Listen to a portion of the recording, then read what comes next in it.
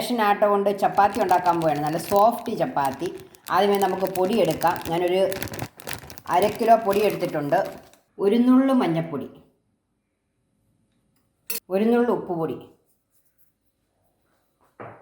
1 നുള്ളു പഞ്ചസാര.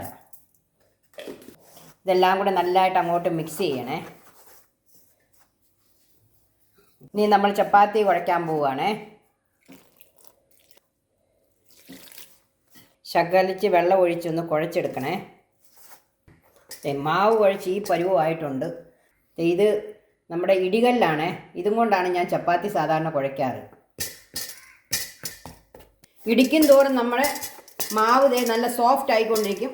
കണ്ടോ, നല്ല സോഫ്റ്റ് മാവ് റെഡിയാണ്. നമുക്കിതും കൊണ്ടൊന്ന് ചപ്പാത്തി ഉണ്ടാക്കാം. ഇനി നമ്മുടെ റേഷൻ ആട്ടയും കൊണ്ട് ഉണ്ടാക്കിയ സോഫ്റ്റ് ചപ്പാത്തി റെഡിയാണ്. നല്ല ചൂടാണ്, നല്ല സോഫ്റ്റ് ചപ്പാത്തി.